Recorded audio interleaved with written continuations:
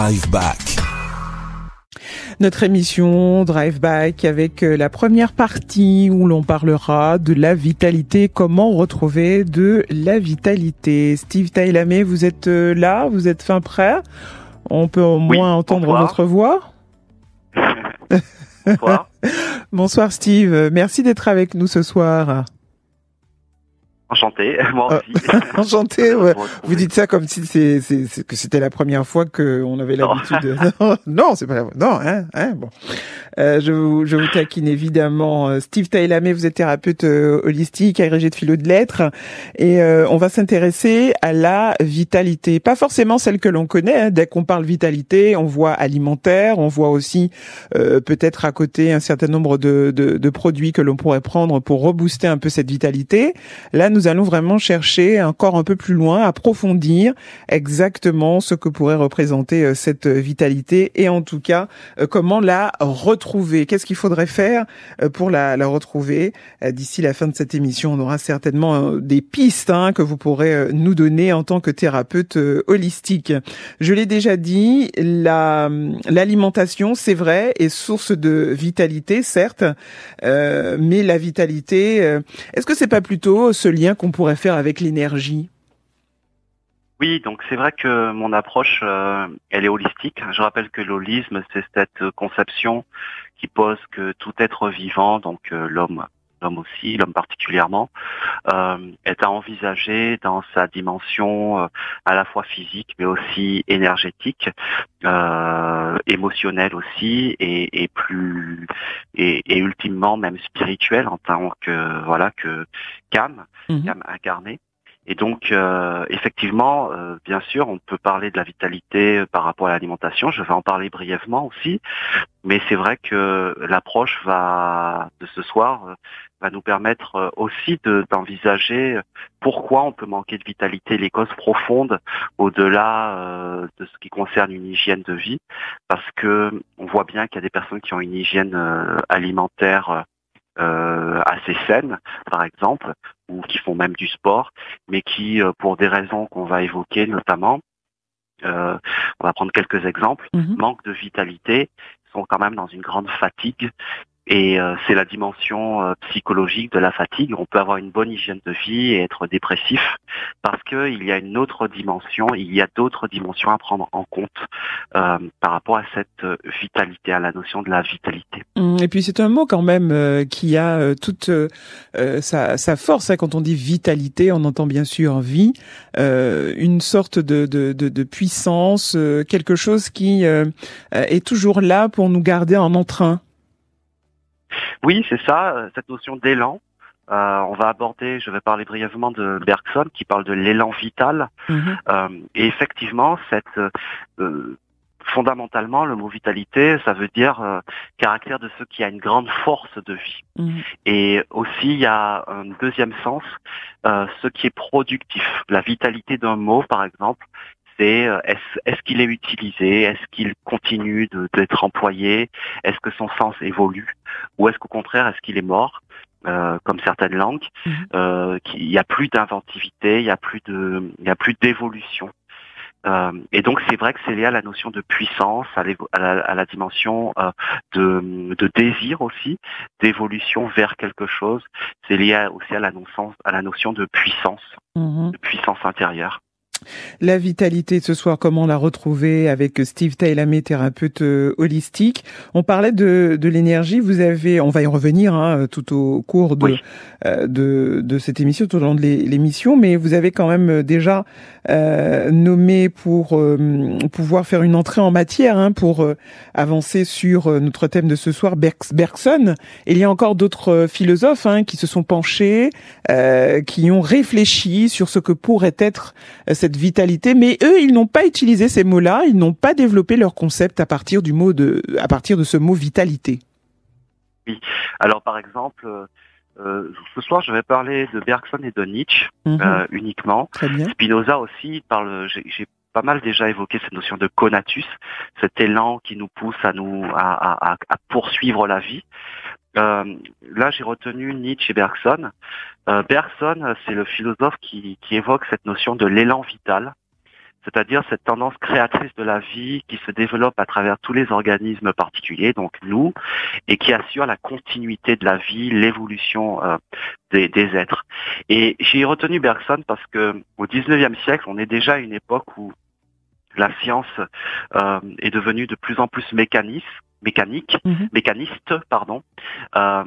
beaucoup plus matérialiste, dans le sens où on a progressivement depuis le XVIIe siècle appris à considérer les êtres vivants comme des composés de matière avec des lois de la matière, des réactions en chaîne. Jusqu'à, et ça a eu une grande utilité dans la compréhension des fonctionnements biologiques de l'être humain, considérer que, eh bien, le corps humain est à considérer comme, bon, je vais employer le mot, c'est un petit peu exagéré, mais un peu comme une machine avec des rouages. Et donc, la science moderne, c'est construite, la médecine moderne s'est construite sur ce mécanisme. Mais Bergson, lui, il pose ce qu'on appelle le vitalisme, une certaine forme de vitalisme, c'est-à-dire qu'il va poser au centre de tous ces processus physiologiques, mais aussi psychiques, eh bien cette notion fondamentale de l'élan vital, qu'on pourrait, pour faire des raccourcis, mais il y a quand même cette notion, c'est l'énergie. C'est l'énergie. On pourrait parler aujourd'hui aussi en termes de physique quantique, avec des termes comme fréquence, comme vibration, qui animent la matière. Et c'est intéressant parce que il était en porte-à-faux par rapport à l'évolution d'une science, mais aujourd'hui, justement, avec le retour de l'approche holistique, des médecins, des biologistes, mais aussi des personnes qui sont plus dans la psychiatrie et la psychologie, ont quand même reconnaissent de plus en plus qu'il y a une véritable interaction entre ce qu'on appelle l'esprit et le corps. Et que la vibration, là j'emploie un mot que tout le monde n'emploie pas, mais que la vibration, la fréquence dans laquelle on est, agit directement sur la façon dont notre corps fonctionne. L'état d'esprit, notre capacité à être dans cet élan vital, eh bien, ce n'est pas seulement par rapport ça ne relève pas seulement du mécanique ou des choses matérielles, mais ça relève aussi d'un état d'esprit, d'une façon d'être dans sa tête, et aussi tout ce qui relève de la dimension psycho-émotionnelle. Comment retrouver? Oui, allez-y. Et donc, oui. Et donc Bergson était déjà donc à la fin de ce 19e siècle, un précurseur de beaucoup de choses qui se développent, avec cette mise au cœur du fonctionnement du corps, ce qu'il appelle la vie, qui aussi est l'énergie vitale, la puissance de perpétuation de la vie, de l'existence et de l'évolution. Pour lui, il y a une sorte d'élan, vous l'avez dit, d'énergie qui nous maintient en vie. Comment retrouver de la vitalité avec Steve Thailamé jusqu'à 21h. Donc ça, c'est la vision de Bergson qui, avec ses observations, ses analyses et aussi ses expériences, a pu développer cette pensée, cette façon de voir. Nous avons aussi Nietzsche. Alors Nietzsche, oui, je vous laisse. Non, allez-y. Oui, Nietzsche, donc avant Bergson. Alors c'est vraiment, il s'est vraiment intéressé à la notion à la vie, à la vitalité, notamment en évoquant ce qui pour lui, on est quand même au milieu du 19e siècle, correspond à une vision négative, ce qu'il considère être une vision négative de la vie, qui pour lui est la grande maladie de la société occidentale. Ce refus pour lui de la prise en compte pleinement du corps, et aussi ce qu'il appelle la morale du ressentiment, c'est-à-dire quelque chose qui s'est développé au fil des siècles, qui invite plutôt l'homme à se considérer comme petit et faible, et aussi à fuir son corps, à fuir son désir, à fuir son élan vers la puissance, vers. Alors, en plus, ça a été récupéré parce que Nietzsche a été récupéré par les nazis. Il n'a pas du tout écrit pour les nazis, c'est sa sœur qui a récupéré les manuscrits. Enfin, il y a toute une histoire. Et ce concept-là de la puissance a été récupéré à des fins qu'on connaît. Et donc, on a gardé des traces en plus de cette association, de cette utilisation de la philosophie de Nietzsche à des fins justement contraires à la vie. Mais c'est pas du tout ça la philosophie de Nietzsche. Ce qu'il pose, c'est vraiment que il y a une nécessité pour l'homme d'accepter sa puissance comme l'expression de la vie. On est proche un petit peu aussi là de Spinoza, et Nietzsche veut remettre au cœur, eh bien, on est des corps, on est des êtres avec nos parts d'ombre, nos parts de lumière, et tout ça doit être regardé, embrassé. Et pour lui, la grande fatigue, il dit qu'il y a une fatigue qui n'est pas résorbée par une bonne nuit de sommeil ou par le repos. C'est cette fatigue qui vient en fait de la fuite du réel, de la fuite de la vie elle-même, qui fait qu'on ne s'occupe pas de soi. Et on peut être dans une fuite vis-à-vis de la vie, justement en étant dans une sorte d'hyperactivité où on n'est pas présent à soi-même. Et ça entraîne l'épuisement, ça entraîne la fatigue. Et il dit que nous sommes fatigués de ne pas savoir nous regarder en tant que corps, de rester dans un mental avec des idées simplement désincarnées, et de refuser quelque part, là c'est un mot qu'il n'utilise pas mais que je vais employer, refuser l'incarnation. Et je trouve que c'est très intéressant parce que dans l'approche holistique, eh bien, une des façons de permettre d'aider les personnes à retrouver la vitalité, c'est tout simplement à accepter de retourner à leur corps, parfois pour regarder justement ce qui est là et qui demande à être regardé, pour être libéré, pour être conscientisé, pour qu'on puisse dialoguer avec. Ça, c'est tout un travail psycho-énergétique où on va aller regarder ces parts d'ombre présents. Voilà, c'est ça. La fuite dont vous parlez, c'est qu'on ne regarde pas les parts d'ombre. C'est-à-dire qu'on veut toujours que ça soit positif, on veut toujours que ça soit bien. Or qu'il y a des moments où les choses ne se passent pas, comme on le souhaiterait. Et ces moments difficiles, ces moments pénibles, on ne veut surtout pas les regarder. Est-ce que c'est là qu'il parle de fuite, ou est-ce que c'est là qu'il parle aussi de fatigue? Voilà, parce on vit toujours dans nos seuls sens. On veut regarder que le bien, et le mal, on veut toujours le mettre de côté. Or que lui aussi fait partie de la vie. Alors, déjà aussi, il y a dans cette notion de bien et de mal, Nietzsche, c'est un pourvoyeur de la mentalité judéo-chrétienne. Donc déjà, il y a aussi ce que Nietzsche met beaucoup en évidence, c'est la détestation, la haine du corps et du désir. C'est-à-dire que pour lui, on a mis beaucoup en évidence, plus on est humble, plus on est faible, on frappe sa coulpe, on se sent coupable, on refuse la puissance du désir d'agir, avec en plus cette idée que la véritable vie est ailleurs. La véritable vie, c'est la vie de l'esprit, où c'est après la mort qu'on va vraiment vivre, et que finalement on n'est que de passage. Et ça correspond à un refus du corps, et puis avec tous les jugements que l'on nous apprend à poser, où finalement on va considérer comme mal ce qui correspond simplement à la dimension corporelle. Donc tout ce qui relève de la honte, de la répression des émotions comme la colère, même l'amour, la joie, où tout est réprimé comme étant une manifestation du corps, et avec cette idéalisation du pur esprit.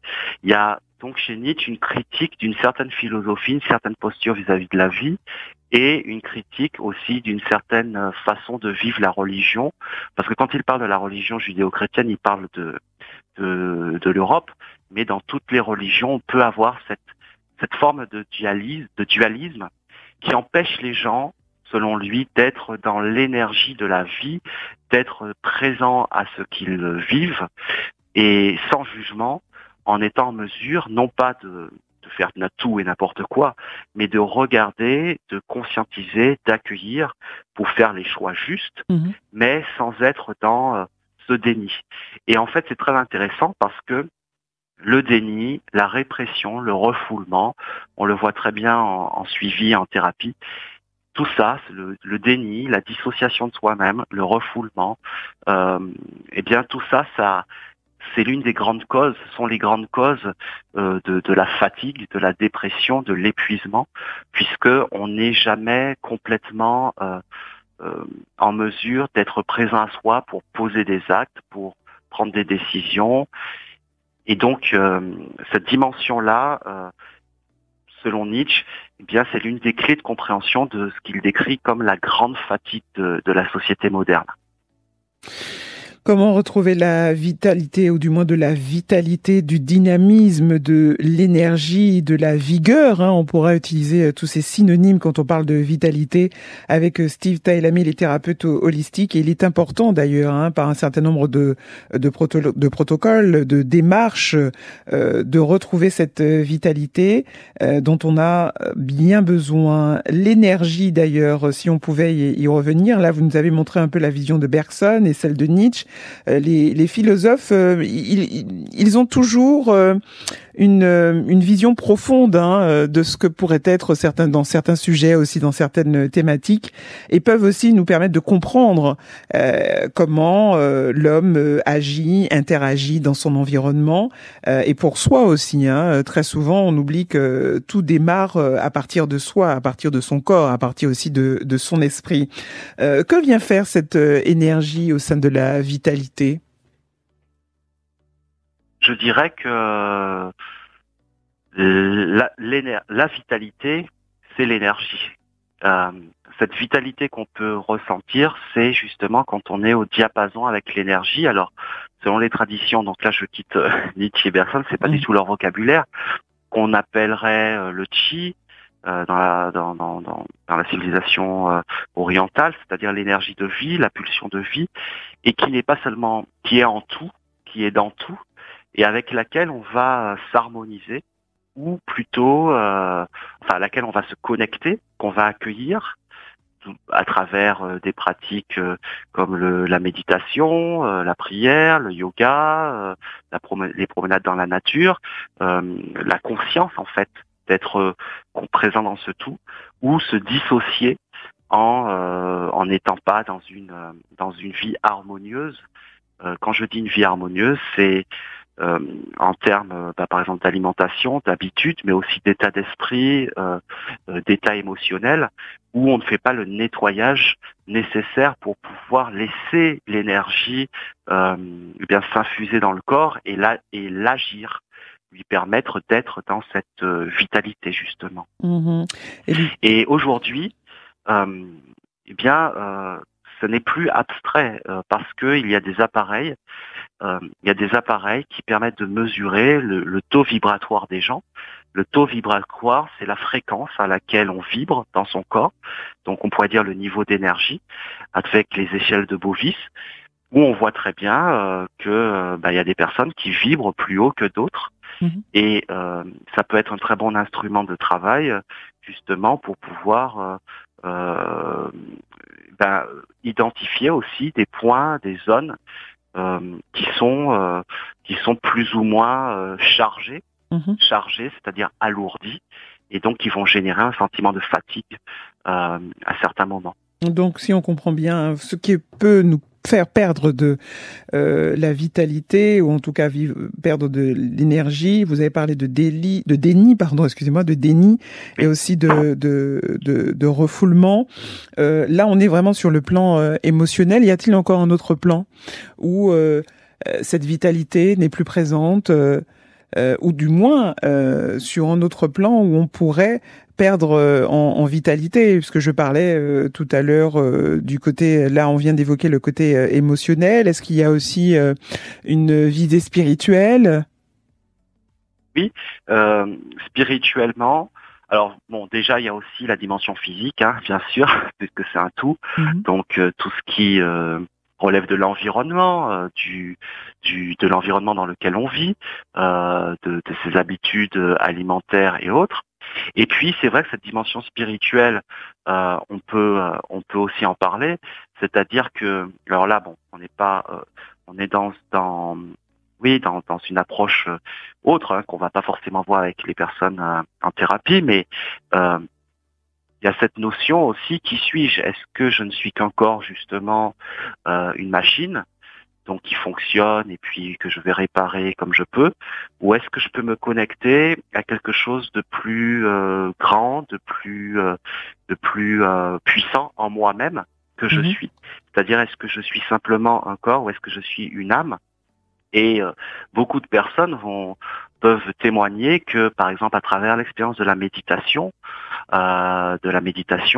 eh bien, elles contactent une perception d'elle-même, non pas comme corps très dense là, mais plus on médite et plus on va se subtiliser en fait dans sa perception. Et pour moi, c'est connecter une part spirituelle, ce que nous sommes vraiment hein, en tant qu'âme incarnée. Et rien que ça, c'est une source immense d'énergie et de puissance, parce que quelque part, c'est comme si et tous les méditants vous le diront, ça veut dire que là, on se branche.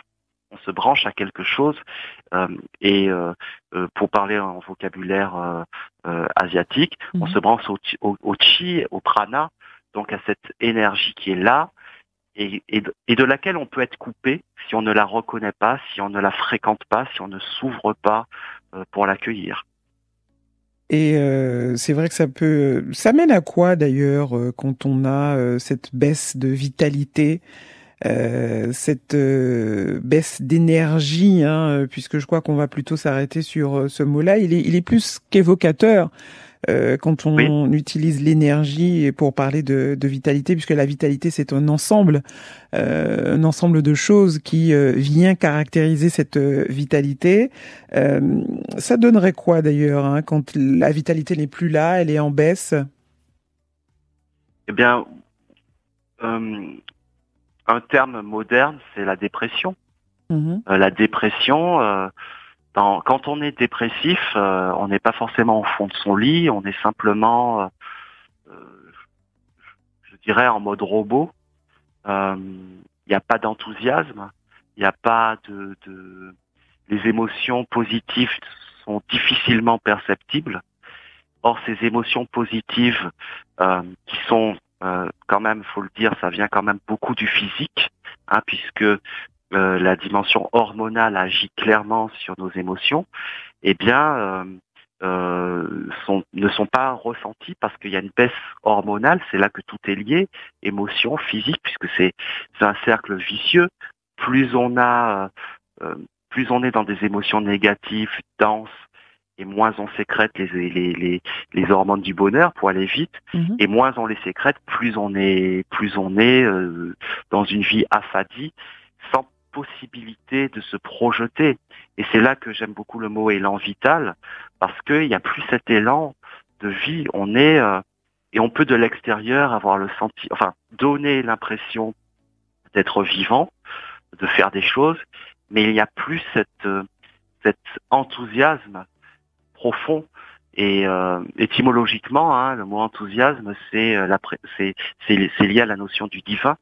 Et voilà, donc ce que la vitalité et l'énergie nous permet, c'est justement de ne plus vivoter ou de ne plus simplement fonctionner, mais d'être réellement dans ce dont Nietzsche et Bergson parlent, c'est-à-dire la puissance du vivant. Vous voulez dire qu'aujourd'hui c'est un peu biaisé, c'est-à-dire qu'on croit qu'on est dans une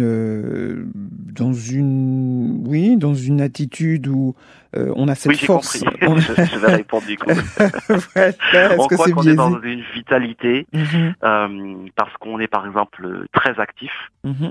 Et puis c'est intéressant comme question parce que ça me permet de faire un peu la différence entre la vitalité et l'énergie et l'excitation ou l'hyperactivité ou l'activité.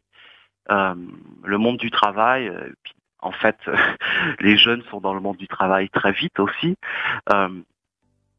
valorise, on valorise l'action, l'activité, sans forcément permettre aux personnes d'aller contacter l'enthousiasme réel et cette vitalité, cette énergie.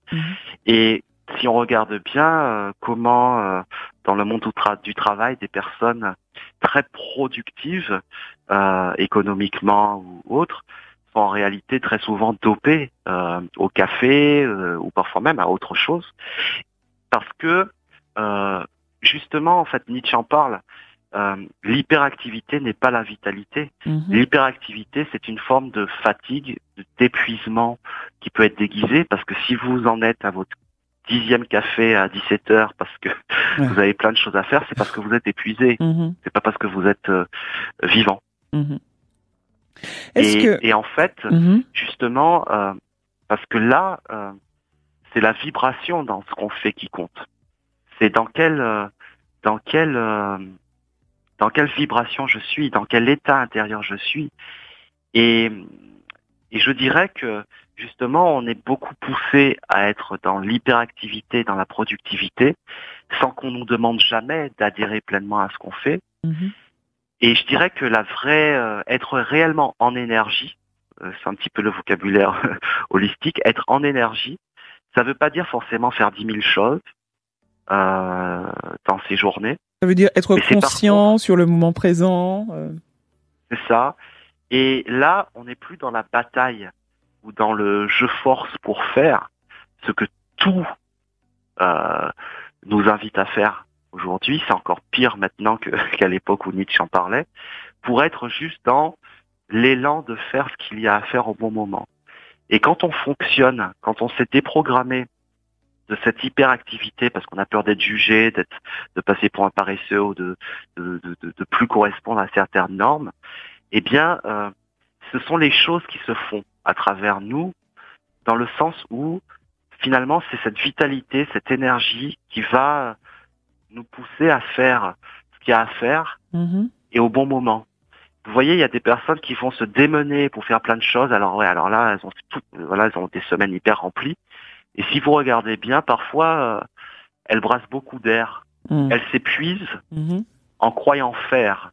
Et puis d'autres personnes qui vont être plus connectées à leur ressenti, justement, parce que la vitalité, c'est aussi être présent à la force de vie qu'il y a en moi. Donc, cette force de vie-là, elle va aussi, c'est une intelligence, en fait. Et elle va me permettre, comme l'intuition, de poser les actes au bon moment, de pas essayer 10 000 choses ou de pas essayer de faire de l'esbrousse en me convainquant que je suis très actif. Mais les actes vont être posés différemment. Et c'est deux types de vie complètement différentes. Et d'un côté, vous avez quelqu'un d'épuisé qui s'épuise et se dope en étant de l'hyperactivité, face à quelqu'un qui est juste dans une vitalité. C'est un peu comme... C'est lié à la puissance, parce que là, les actes sont beaucoup plus conséquents en réalité. C'est la seule chose, c'est le seul caractère qui se manifeste grâce à l'individu lui-même. Il n'a pas besoin de choses extérieures pour pouvoir booster, stimuler cette vitalité-là. Ce que je voulais dire, c'est souvent... on utilise la prière, souvent on s'intéresse à un être supérieur. Et là, la vitalité, vu comment vous êtes en train de nous expliquer cela, sur le plan émotionnel, énergétique, spirituel, on sent que c'est l'individu lui-même qui utilise cette compétence pour que la vitalité ne puisse s'interrompre et qu'elle soit toujours active. C'est vraiment très intéressant comme remarque, comme question.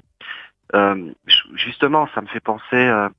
par rapport à Nietzsche, on garde en mémoire Nietzsche qui dit Dieu est mort. En fait, il dit pas du tout que Dieu est mort. Nietzsche, je vais même pas dire qu'il est athée. Simplement, il n'a pas recours au mot Dieu et au divin. Et je vais expliquer ce que ça signifie Dieu est mort tout à l'heure, tout de suite. Parce que c'est connoté religion et c'est l'idée d'un Dieu extérieur, justement. Et quand il dit Dieu est mort, c'est le Dieu tel qu'il annonce en fait que les hommes ne vont plus se considérer Dieu comme quelque chose d'extérieur, qui juge et auquel on doit se soumettre, souvent avec la peur de l'enfer, etc. Et si on regarde bien en fait justement dans les écrits de Nietzsche, eh bien il y a une spiritualité de la vie dans la matière. Et en réalité, c'est vraiment deux conceptions du divin. Effectivement, un divin auquel on va se rapporter comme quelque chose d'extérieur, versus cette énergie qu'on pourrait appeler l'intelligence de la vie, qu'on peut appeler l'intelligence divine aussi, et effectivement, qui est en nous, et qui va agir à travers nous, parce que nous sommes la vie, parce que nous sommes vivants, et que cette puissance-là, elle est dans le corps. Et c'est un peu cette idée dans l'hindouisme aussi, dans la spiritualité hindoue, tu n'es pas celui qui fait. Laisse-toi être le canal de cette énergie. Et plus tu vas t'ouvrir par la méditation, par le contact à la nature, par une alimentation saine, par le respect du corps, parce qu'il y a ça aussi, eh bien tu vas pouvoir laisser cette énergie de la vie, cette intelligence agir à travers toi. Et donc c'est vrai que ce que vous dites là, c'est très intéressant. C'est comme en fait, ce divin-là n'est pas transcendant, c'est-à-dire au-delà de nous, et nous serions des petites choses qui devons prier pour que ça nous pour être sauvés, en fait. Mais c'est plus cette notion d'un divin immanent en tout, dans cette intelligence. C'est vraiment en philosophie, il y a deux grandes écoles, le dualisme qui opposerait la matière et l'esprit. Donc voilà, nous, matière, voilà, dans la matière avec une force extérieure. Et puis le monisme, c'est-à-dire que tout ça, la matière est imprégnée de l'esprit et de cette puissance, et nous sommes en tant qu'être humain, nous serions en tant qu'être humain le canal, puisque nous avons la conscience, pour pouvoir permettre à cette énergie divine, à cette intelligence divine de se déployer dans le monde à travers nos vies. Et beaucoup de personnes qui sont dans un état de dépression, plus ou moins profonde, sont en réalité justement coupées de cet élan vital, finalement par une non-conscience, peut-être une identification beaucoup à des choses qui sont de ce que Nietzsche appelle la morale du ressentiment, c'est-à-dire le sentiment du rapetissement, de l'humiliation de soi, voilà, une pauvre chose qui a besoin d'aide extérieure, et puis il y a personne qui peut m'aider, et puis voilà. Ce que Nietzsche invite, en fait, ce mot, il est, on l'emploie pas trop en français, en anglais on dit empowerment, l'empuissancement. Oui, tout à fait. Et cet empuissancement, c'est pas je vais justement me doper avec des choses pour pouvoir être fort. C'est plutôt se laisser infuser par la puissance de cette énergie. D'où cette phrase que l'on entend très souvent, tu as tout ce qu'il faut en toi pour pouvoir y arriver, pour te dépasser, voire même te transcender. Et ça revient un peu au sujet de notre soirée, donc de ce mercredi, sur comment retrouver de la vitalité. D'ailleurs, vous allez pouvoir nous dire, Steve Tailhamé, comment faire pour retrouver cette vitalité. On a bien l'impression qu'elle est déjà là, qu'elle est là dès le début, dès la naissance, qu'elle ne s'en va jamais, ou du moins, comme on ne fait pas attention réellement à cette vitalité, donc on ne l'utilise pas, on la laisse plutôt dans son coin, et qu'on n'avait pas besoin forcément d'aller chercher à l'extérieur un regain de vitalité qui est déjà là, qui est déjà bien présent. Il suffit peut-être de comprendre qui est-ce que nous sommes. Qui est-ce que nous sommes, et de comprendre aussi comment ça fonctionne, comment on pourrait la réveiller, la laisser être, la laisser agir. Tout à fait. La musique de Palaviré pour continuer, et on vous retrouve Steve Tailhamé ainsi que nos auditeurs sur Martinique, la première 17 88 60, la ligne WhatsApp pour vos questions, voire même vos témoignages, et puis le 05 96 63 23 23. Drive Back avec Claudine. Très beau titre de Palaviré pour poursuivre notre émission avec Steve Tailhamé. Comment retrouver de la vitalité? Et il y a sûrement, vous allez nous le dire Steve, de bons moyens pour retrouver cette vitalité. Vitalité qui prend sa source en nous. Vitalité qui nous garde en vie. Oui, c'est une sorte de pléonasme que je dis.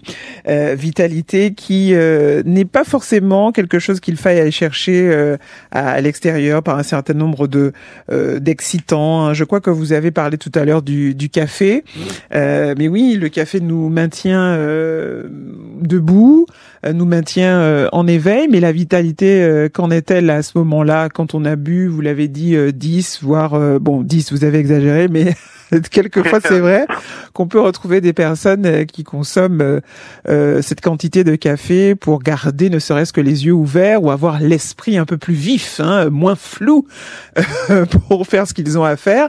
Donc la vitalité nous ramène à nous reconnecte à ce corps et à travers le corps évidemment l'esprit.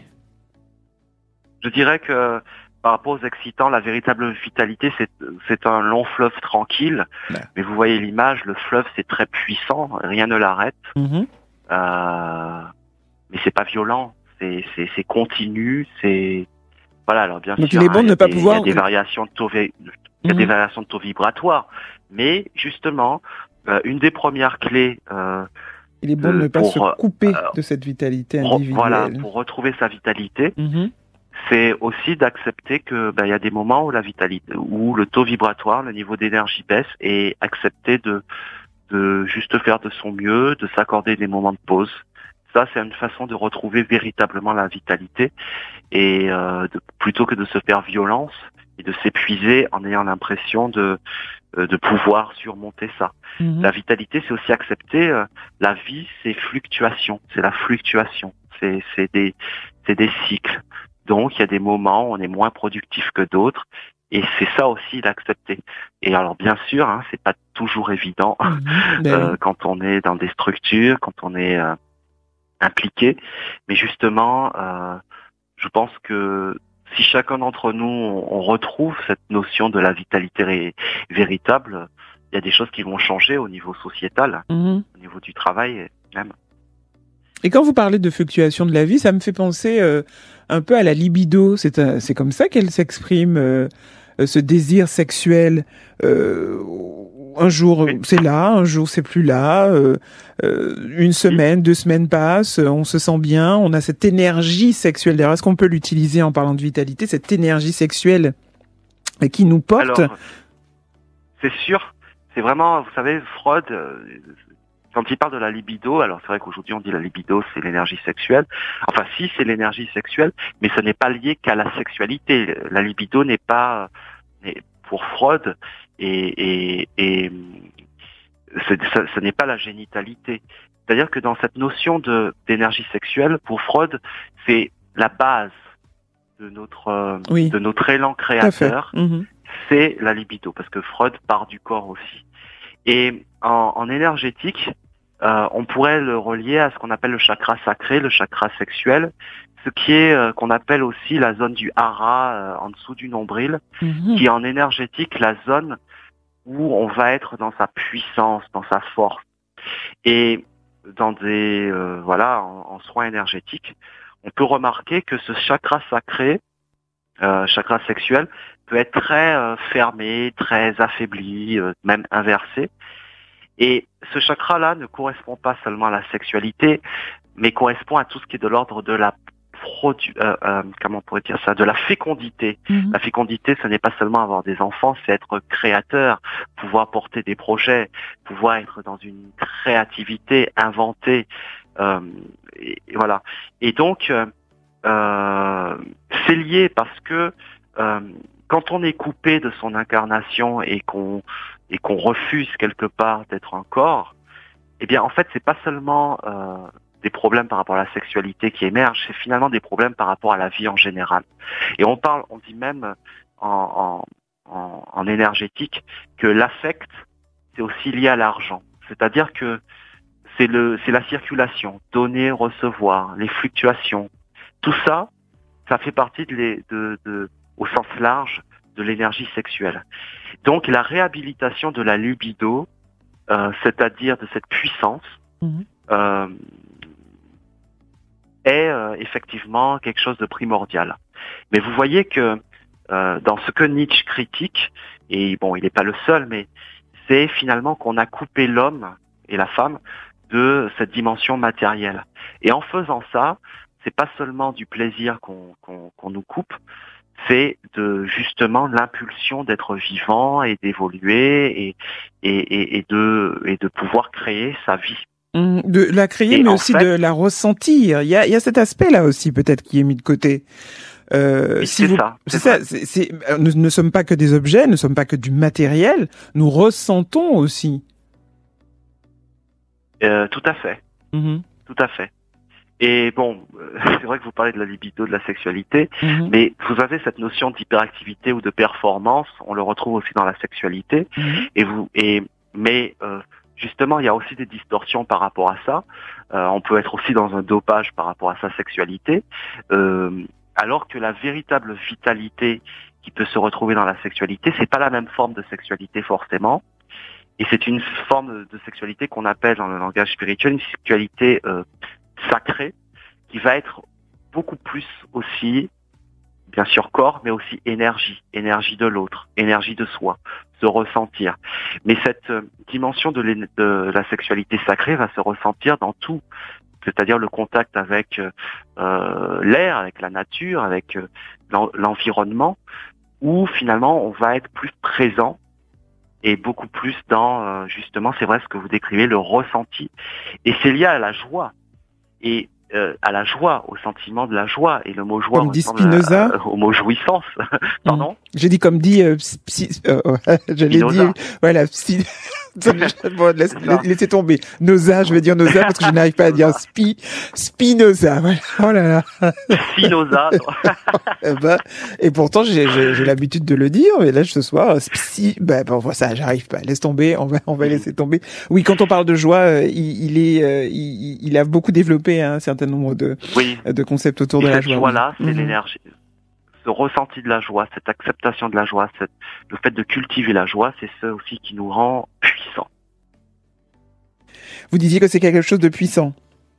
Qui nous rend puissants. Qui nous rend puissants. Dans la vie. Donc, quand on parle de vitalité, pour retrouver cette vitalité, l'énergie sexuelle aussi, nous amène à une puissance, nous amène à un redynamisme, nous amène à une certaine vigueur, donc l'énergie sexuelle, et elle fait partie aussi de la vitalité. Donc, c'est pour ça qu'il y a tout un mouvement de femmes, thérapeutes holistiques, coachs, etc., qui font vraiment tout un travail d'empuissancement du féminin sacré chez la femme pour réconcilier la femme avec son utérus, réconcilier la femme avec sa sensorialité, parce que les hommes aussi, mais les femmes tout particulièrement, parce que ça se transmet, réellement à déployer leur chakra sacré, la créativité, voilà. Alors j'ai une question pour vous à propos des hormones du bonheur. On en parle très souvent dans les émissions de Drive Bike, mais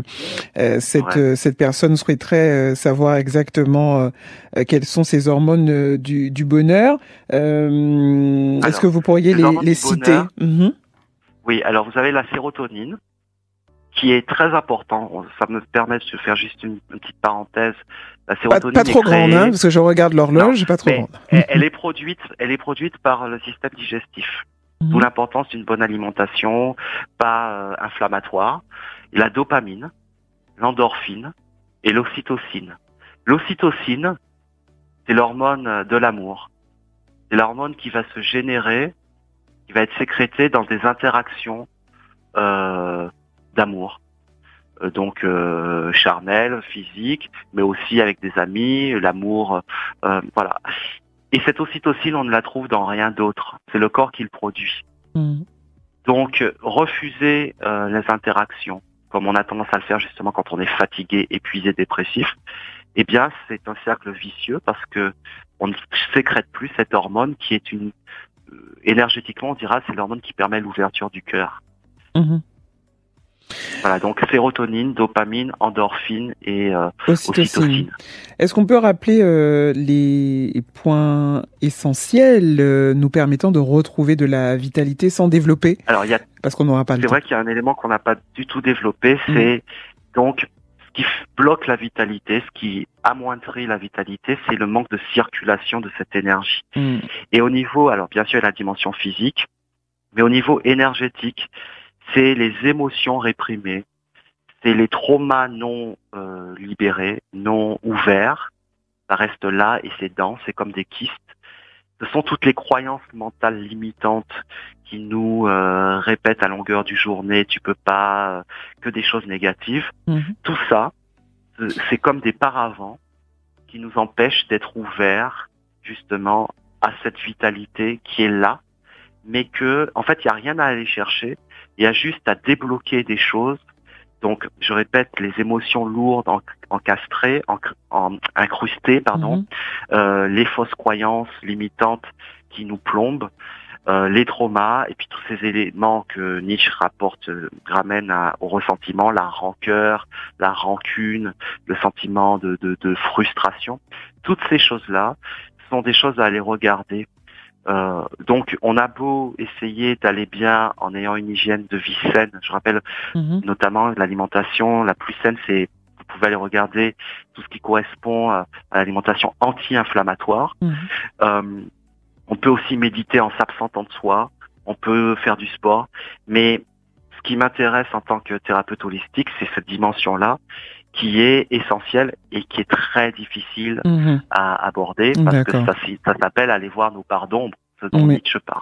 Alors, j'ai un dernier message et vous pourrez aussi donner votre numéro de téléphone. Steve, moi j'avais perdu ma vitalité après une dépression. Régulièrement, j'étais épuisé, stress, plus de sport.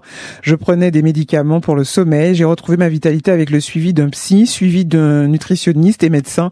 J'ai fait un rééquilibrage alimentaire. Je prends des compléments alimentaires, le sport, le sommeil est revenu sans médicaments et j'arrive à gérer mon stress. J'ai été rapide sur le témoignage, mais il fallait quand même pouvoir le lire avant la fin de l'émission. Votre numéro...